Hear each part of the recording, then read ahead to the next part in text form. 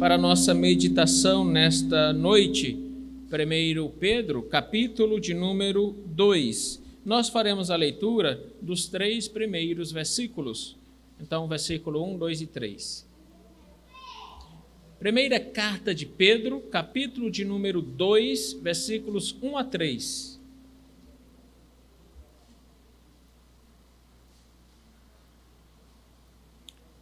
Primeiro Pedro, capítulo 2, versículos 1 a 3. O texto sagrado, a palavra do nosso Deus, nos diz assim, 1 Pedro 2, versículo 1. Despojando-vos, portanto, de toda maldade e dolo, de hipocrisias e invejas, e de toda sorte de maledicências, desejai ardentemente, como crianças recém-nascidas, o genuíno leite espiritual, para que por ele vos seja dado crescimento para salvação. Se é que já tendes a experiência de que o Senhor é bondoso. Vamos orar.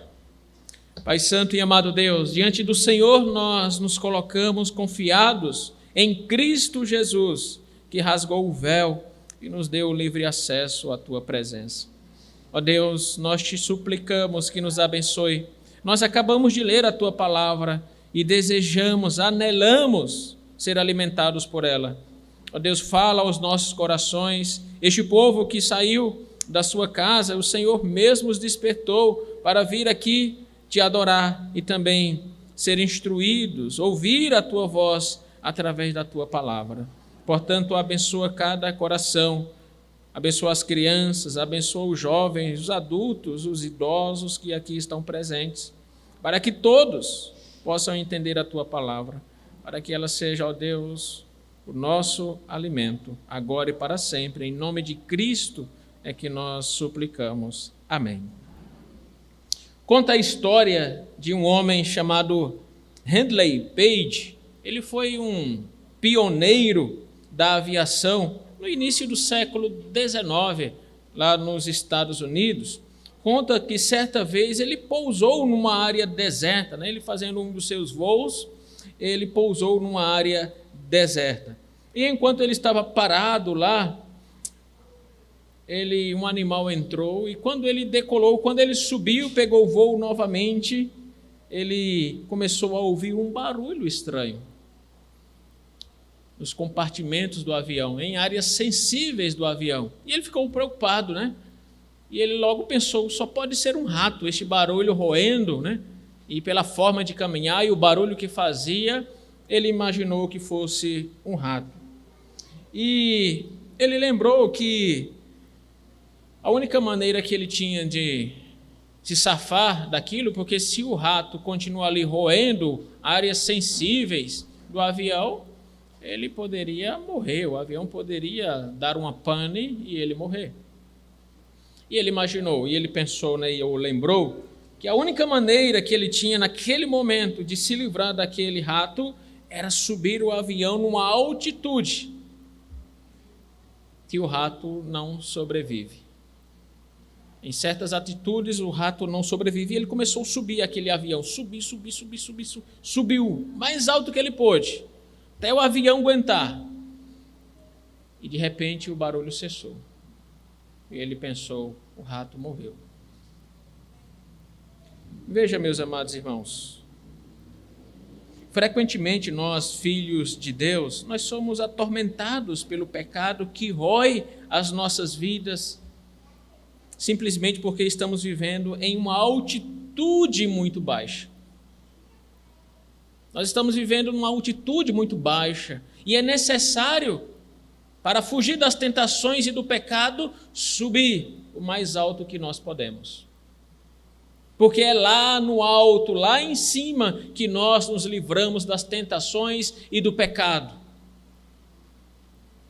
E essa história do ratinho lá dentro do avião, eu trouxe apenas para ilustrar uma verdade muito importante nas nossas vidas. Se você quer fugir do pecado, dos seus vícios, você tem que subir o mais alto, porque lá o pecado não sobrevive. Assim como o rato não sobreviveu naquela altitude.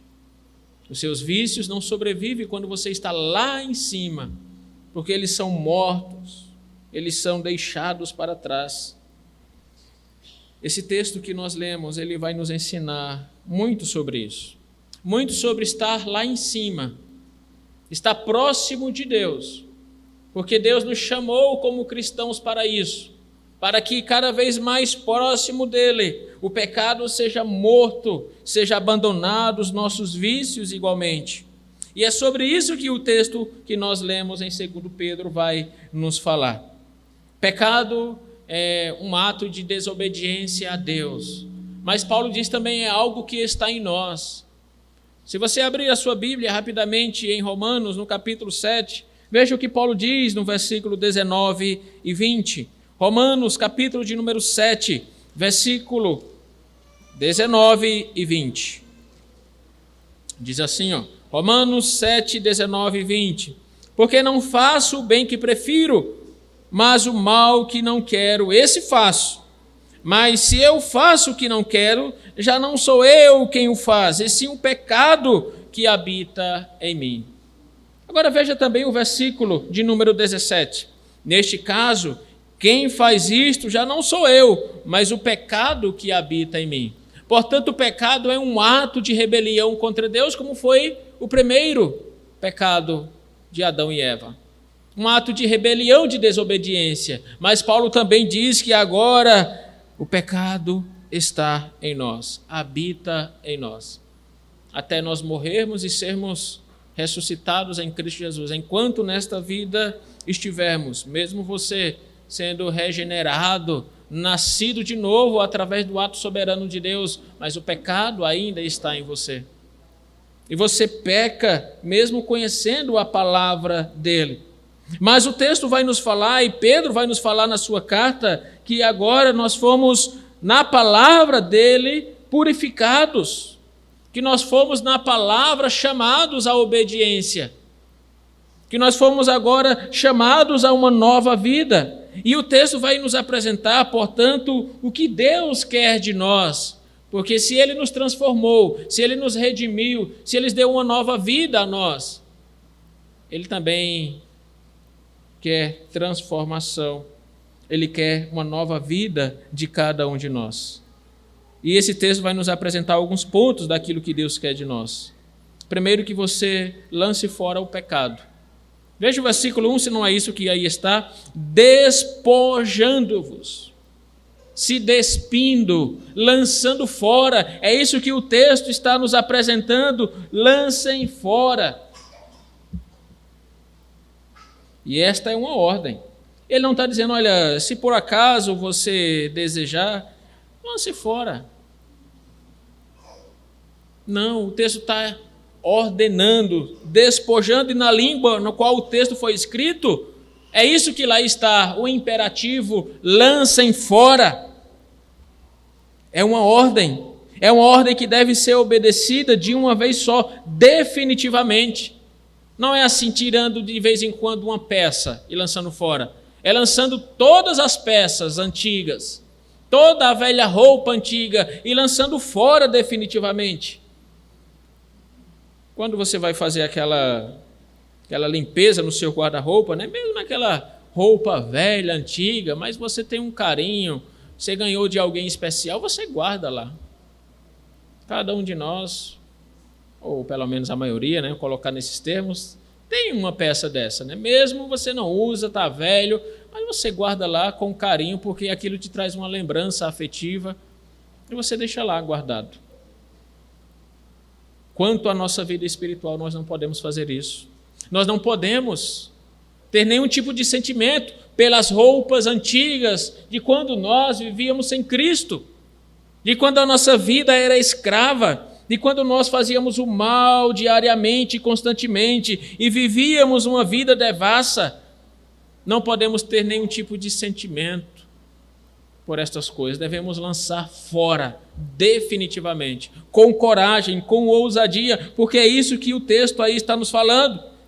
E veja a conjunção seguinte, portanto, conjunção conclusiva. E ele está concluindo algo que ele disse no capítulo de número 1. Veja aí o capítulo de número 1, versículos 22 a 25.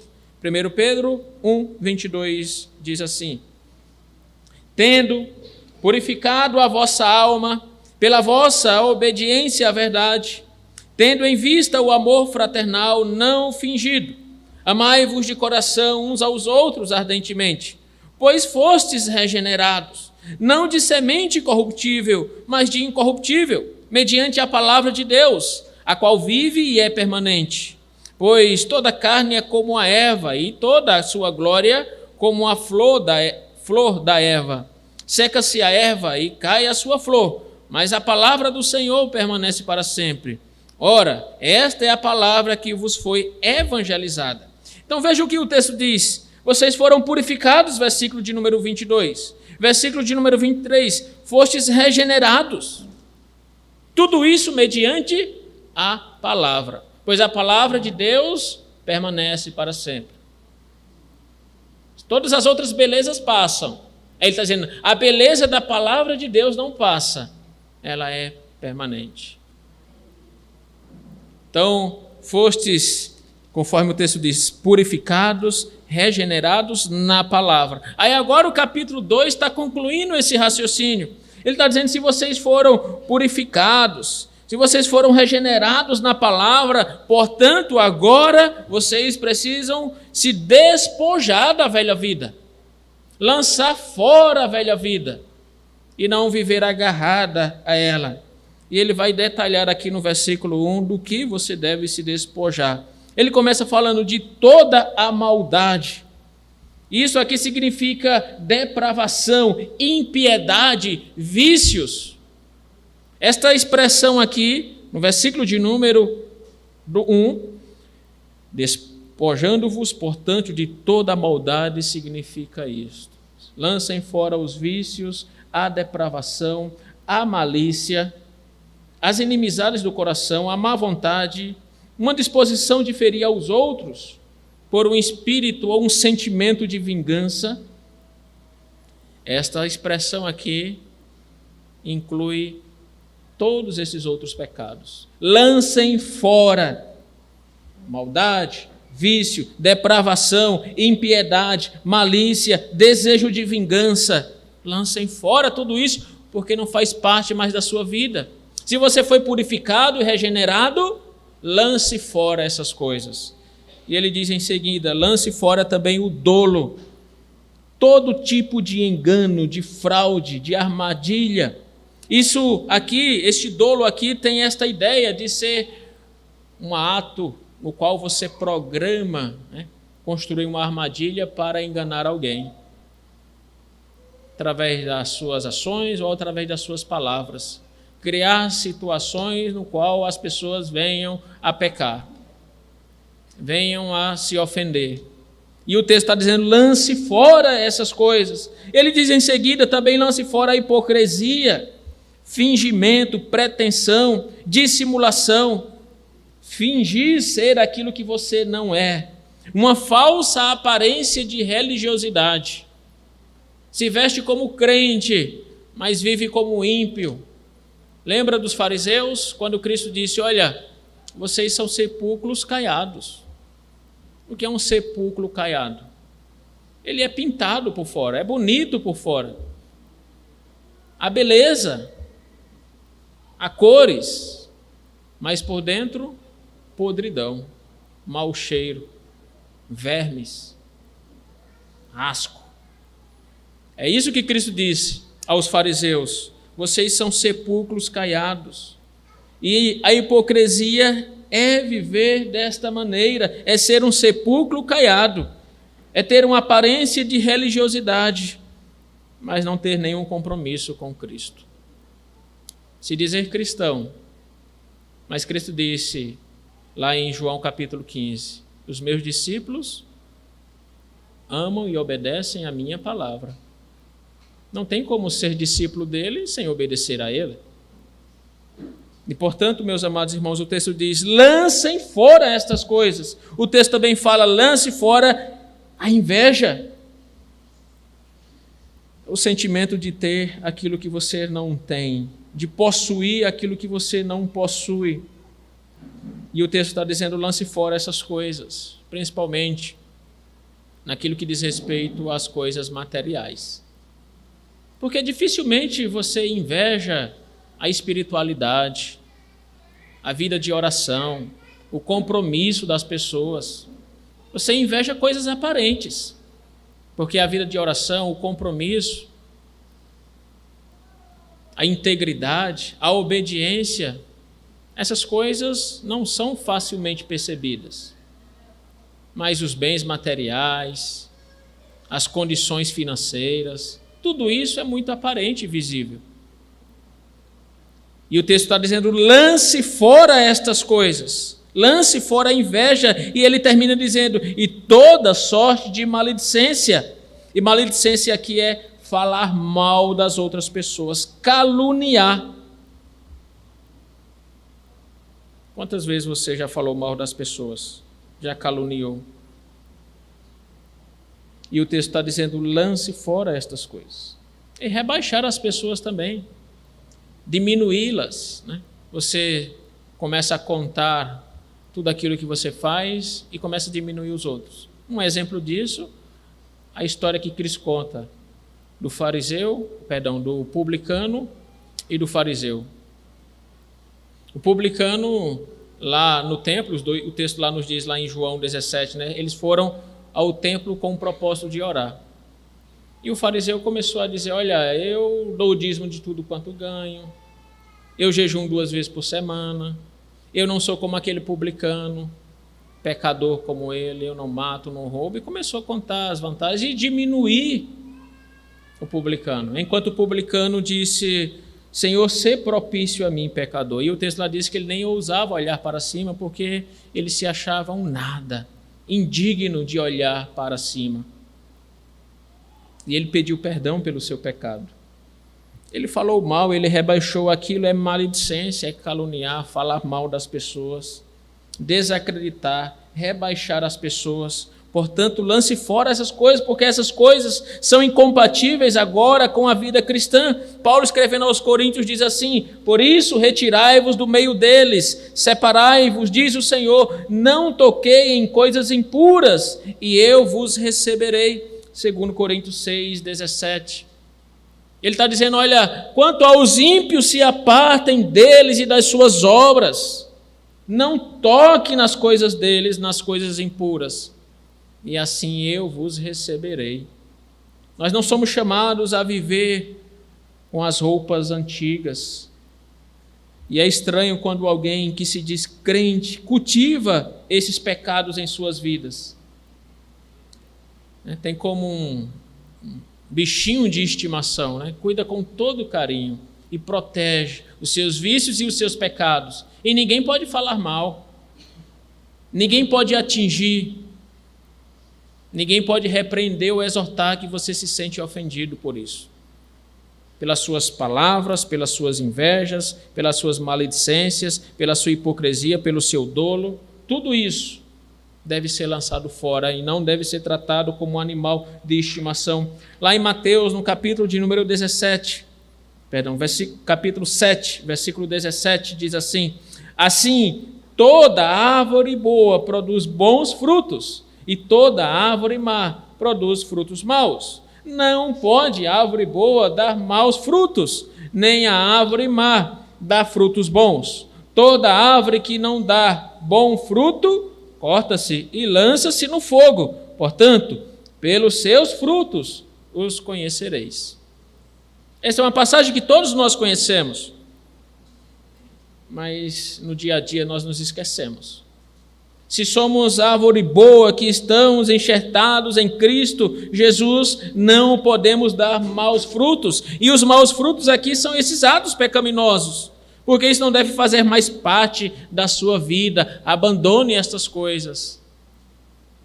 Fostes purificados, regenerados na palavra. Portanto, agora uma nova roupa, uma nova vida com Deus e com Cristo. Este é o primeiro ponto que o texto nos exige, e exige de todos aqueles que foram purificados e regenerados, que lance fora o pecado. O segundo ponto que o texto vai dizer aqui está no versículo de número 2. Agora você, depois de lançar fora todo o pecado, você deve buscar conhecimento na palavra de Deus, se alimentar da palavra de Deus. Veja o que diz o versículo 2.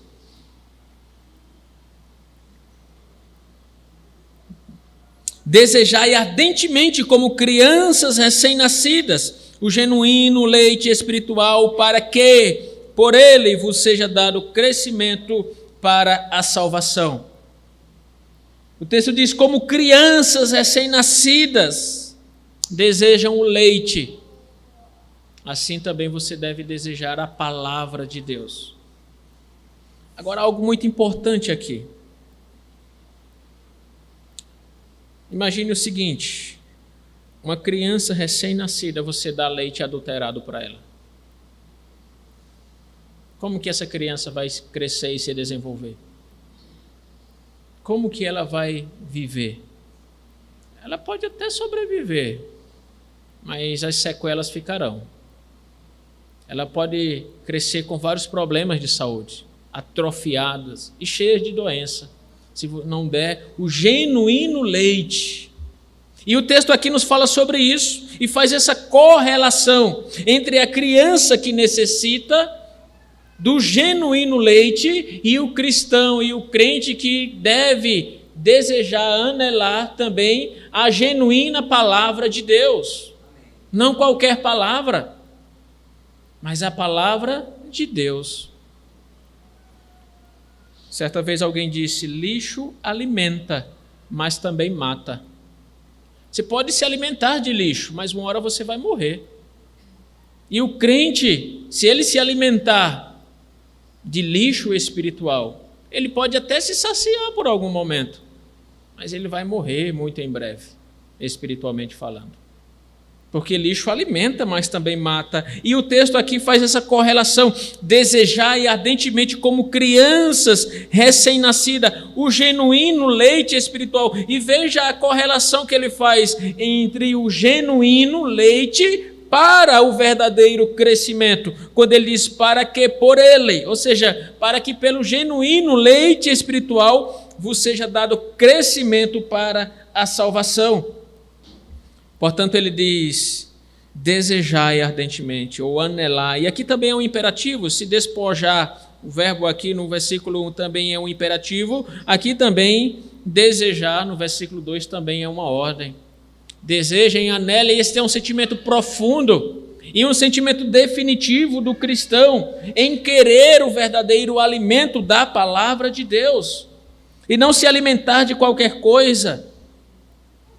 Quantas vezes você encontra algumas pessoas que dizem: olha, eu ouvi uma pregação, tal. Só no finalzinho que ele falou uma coisa errada lá, mas o resto era tudo bom. Só no finalzinho que ele errou. Se ele errou no finalzinho, nada do que ele disse se sustenta. Não se alimente desse tipo de coisa. Não busque esse tipo de coisa. Não busque entretenimento espiritual. Busque alimento.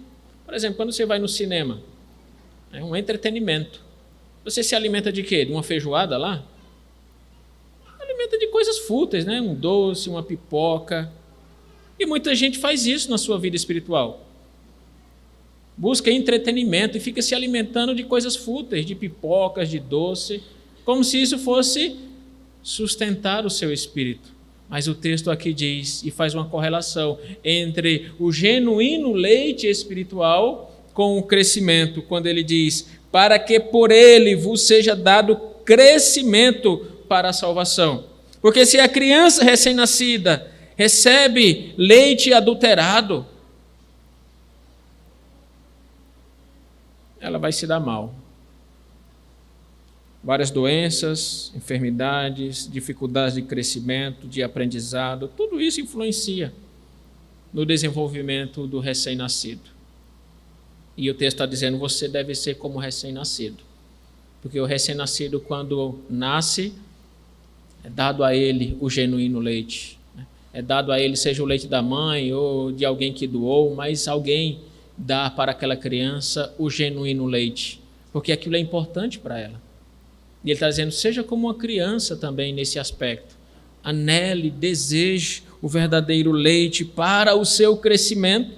E este é o segundo ponto que o texto destaca. Se o primeiro é: lancem fora toda a velha roupa do pecado, e agora se vista de toda a palavra de Deus. Porque no capítulo 1, que nós lemos agora há pouco, no versículo de número 23, diz assim, leio novamente: pois fostes regenerados, não de semente corruptível, mas de incorruptível, mediante a palavra, a qual vive e é permanente. A palavra de Deus é viva e eficaz, como o autor aos Hebreus diz, e é mais cortante do que uma espada de 2 gumes, a qual é capaz de dividir junto em medula, alma e espírito. E o texto lá é tão especial, tão forte, que ele está dizendo: a palavra de Deus é tão poderosa que é capaz de dividir aquilo que é uma coisa só. Alma e espírito é uma coisa só. Ele está dizendo, mas a palavra é tão poderosa que é capaz de dividir aquilo que é uma coisa só. Junta e medula, alma e espírito. E o texto aqui nos diz exatamente isso. E no versículo de número 2 do capítulo 2, é esta palavra que você deve anelar e desejar e se alimentar dela. O salmista lá no Salmo 119 diz assim, versículos 97: quanto amo a tua lei, é a minha meditação todo dia. Os teus mandamentos me fazem mais sábio que os meus inimigos, porque aqueles eu os tenho sempre comigo. Compreendo mais do que todos os meus mestres, porque medito nos teus testemunhos. Sou mais prudente que os idosos, porque guardo os teus preceitos. De todo mal caminho desvio os pés, para observar a tua palavra.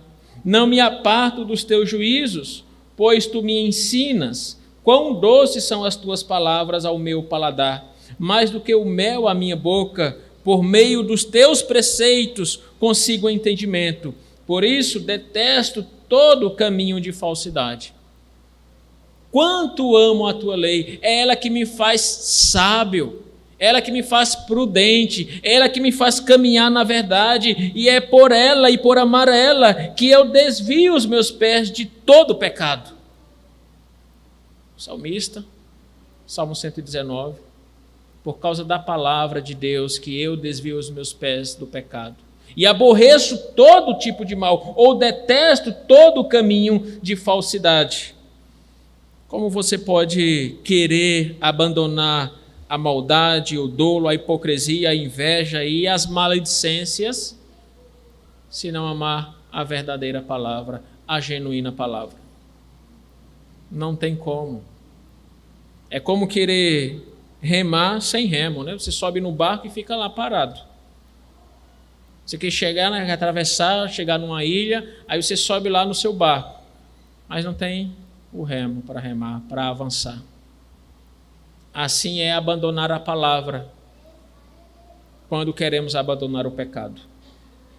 Se você quer abandonar o pecado, se apegue à palavra de Deus, ame a palavra de Deus, seja como criança nela e deseje a genuína palavra de Deus. Amém. Por fim, o versículo de número 3 é o nosso terceiro ponto, quando ele diz assim: se é que já tendes experiência de que o Senhor é bondoso. Esse "se" não é de dúvida, de probabilidade, mas é de certeza dentro da língua na qual o texto foi escrito. O texto está dizendo: vocês já têm experimentado que o Senhor é bondoso. Esta é a ideia do versículo 3. Vocês já experimentaram da bondade do Senhor, já provaram da sua benignidade. E aqui tem a ver com isto, com ser bondoso, benévolo, complacente, indulgente, não perigoso. Vocês já experimentaram disso. Quando o Senhor nos tirou das trevas para a sua maravilhosa luz, nós experimentamos da bondade de Deus. Quando Ele nos libertou, como Pedro diz lá em Atos 2, Ele rompeu os grilhões da morte. Ele nos libertou da escravidão, nos tirou da jaula do inferno. É experimentar da bondade de Deus.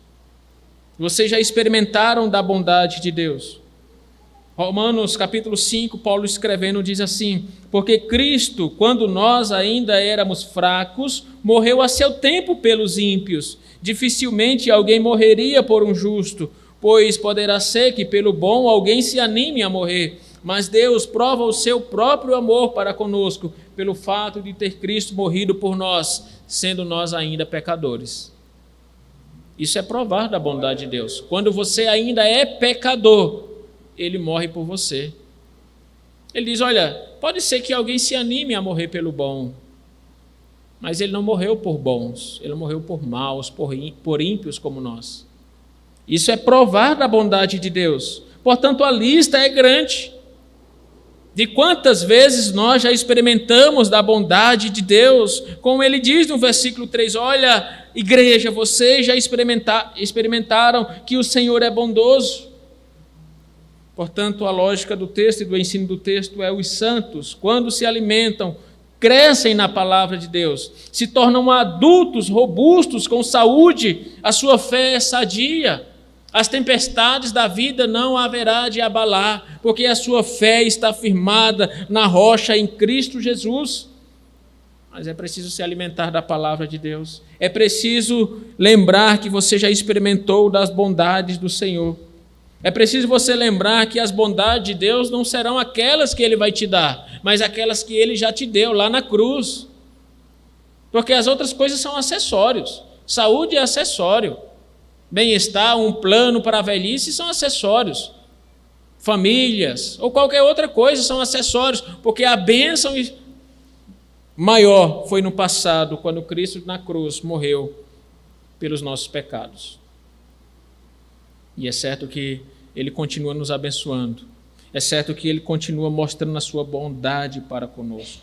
Não sejais, portanto, meus amados irmãos, como meninos rebeldes, que não obedecem a seus pais, como meninos mimados, como crianças birrentas, que não conseguem compreender as coisas e se tornam rebeldes. Não sejam como crianças assim, sejam como crianças que querem o verdadeiro alimento, como recém-nascido que chora, que grita.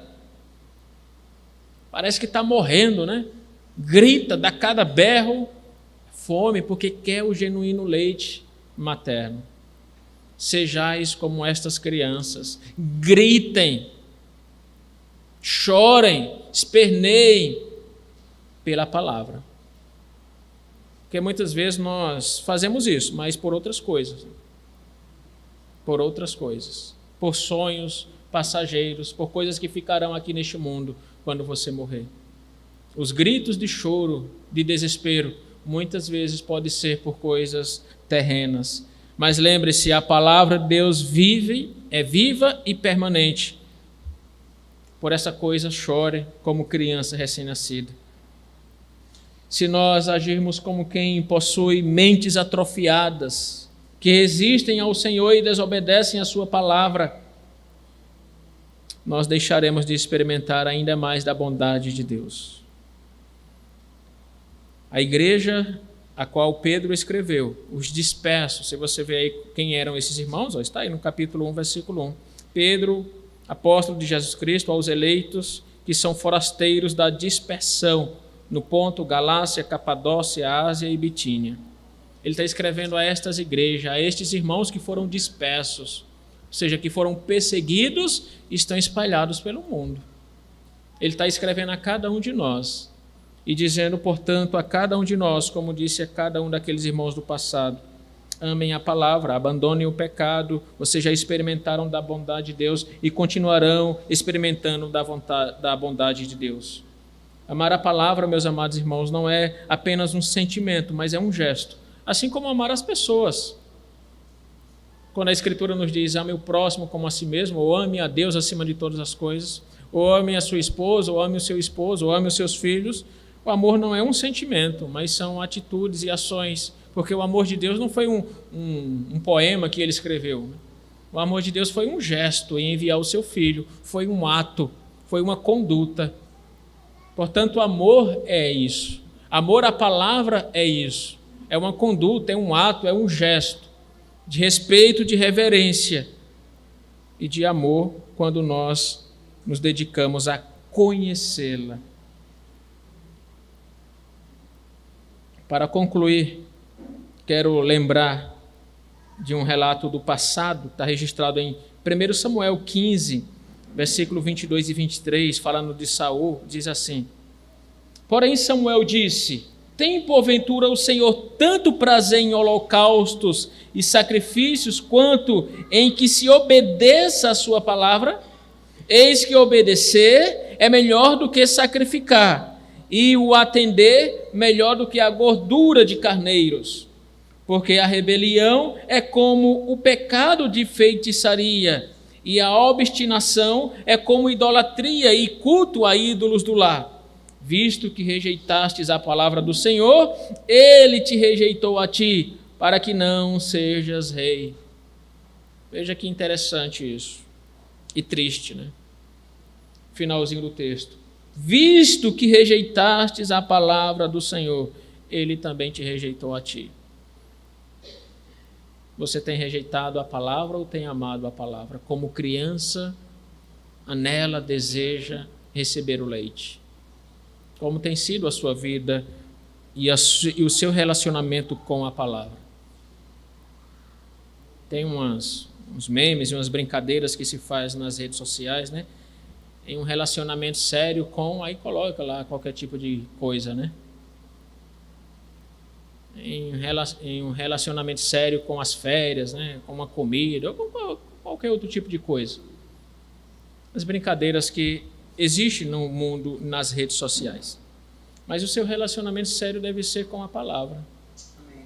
Porque quando você a rejeita, ele também te rejeita. Assim como ele fez com Saul.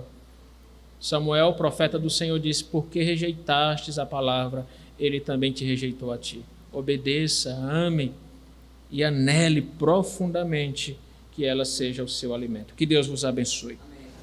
Meus amados irmãos, nós iremos agora entoar o hino ao Senhor, que é o hino de número 131 do Inário Novo Cântico. Hino 131.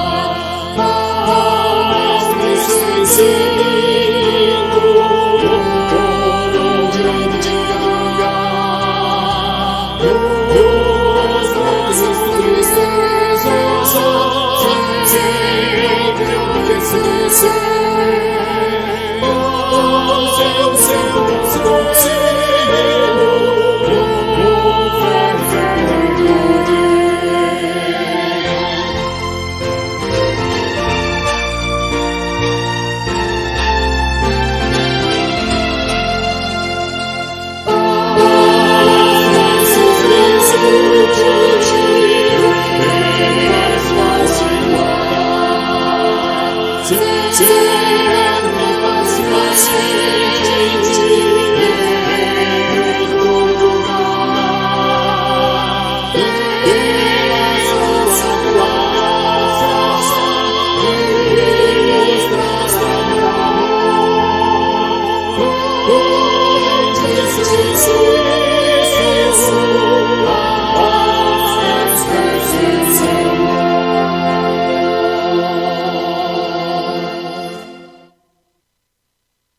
Nós agora iremos orar ao nosso Deus.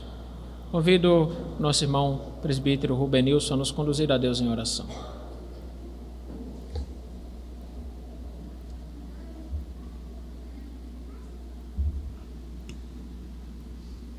Senhor nosso Deus, nosso Pai eterno, Criador dos céus e da terra, queremos te agradecer, ó Pai, por essa oportunidade, Senhor, que o Senhor nos concedeu nesta noite, de sermos alimentados, ó Senhor, com a Tua palavra. Que a mesma, meu Senhor, faça morada dos nossos corações e que possa, ó Deus, estar buscando, desejando a Tua palavra a cada dia, Senhor, para nos alimentarmos, meu Senhor. Deus eterno, Deus querido, nos fortalece, Senhor, na Tua presença, para que possamos, ó Deus, resistir às tentações e dizer não ao pecado. Deus eterno, Deus querido, queremos te agradecer por cada família que representaram nessa noite. Deus eterno, continua as abençoando, meu Senhor, as protegendo, sustentando com tua mão poderosa, Senhor. E Deus, que na próxima oportunidade estejamos todos aqui, Senhor, para te louvar e agradecer teu santo e excelso nome, meu Pai. Continua abençoando o teu servo, como trouxe a tua palavra nessa noite. Continua abençoando, Senhor, instruindo e dando sabedoria vinda dos altos céus, para que ele fale iluminado e orientado pelo teu Santo Espírito. Pai eterno, Pai querido, muito obrigado pelas missões recebidas durante todo esse dia.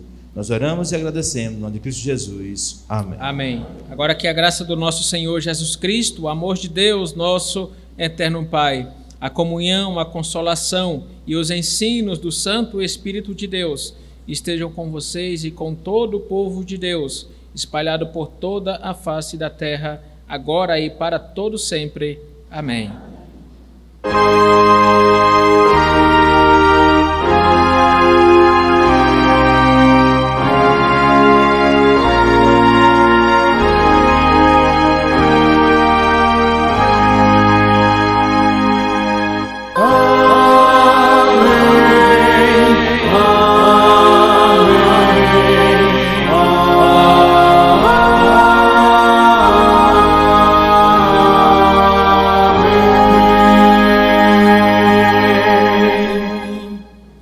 Igreja pode sentar. Nosso momento de culto aqui acabou, mas é certo e lembrando que nossa vida é um culto continuado, né? Em tudo aquilo que nós fazemos, continuamos a cultuar ao nosso Deus. Temos alguns avisos para dar. Antes, queremos agradecer. Se você nos visita, eu sou novo por aqui, então se você nos visita, eu não vou saber, né? Mas caso alguém aqui seja visitante, de 1, 2, 3 ou quantas vezes for, seja bem-vindo ao nosso meio, que Deus abençoe cada um de vocês, continue falando aqui aos membros, à igreja, né? Continue a convidar pessoas, amigos, parentes, a estar na casa de Deus. Este é o maior presente que nós podemos dar às pessoas, é conduzi-las à casa de Deus para adorá-lo. Que Deus continue a abençoar a sua vida. Temos alguns outros avisos também para dar. Primeiro, no próximo domingo, iniciaremos uma nova classe, uma classe para novos convertidos. Se você deseja ser recebido como membro desta igreja, né, ou na transferência, ou batismo, ou profissão de fé, então você nos procure para nós, então, no próximo domingo iniciarmos, dia 5 de fevereiro, então iniciaremos uma nova classe no período da escola dominical, pela manhã. Portanto, esta classe que vai preparar você para ser membro desta igreja. Outro aviso é quanto ao setenário de oração. É setenário, né? Setenário. Ao setenário de oração. O coordenador do grupo da família pode falar sobre esse trabalho.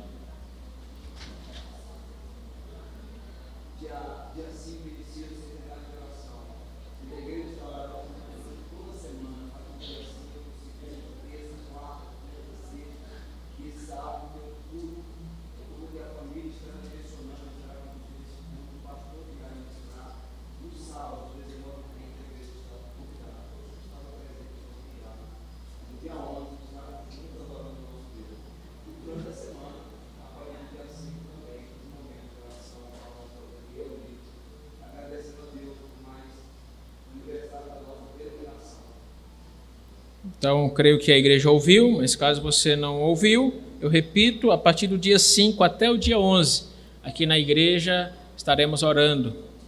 por vários motivos que envolvem a denominação. E no dia 11, que é um sábado, às 19h30, não é isso? 19h30, haverá um culto aqui promovido pelo grupo da família, o Ministério da Família, em gratidão a Deus, em ação de graça a Deus, pela denominação, que faz aniversário justamente no dia 11 de fevereiro de 1940, né? E você faz a conta aí quantos anos são, né? De 1940 até agora. Algum outro aviso? A Simone quer dar os avisos que deu de manhã? Não? Alguém mais?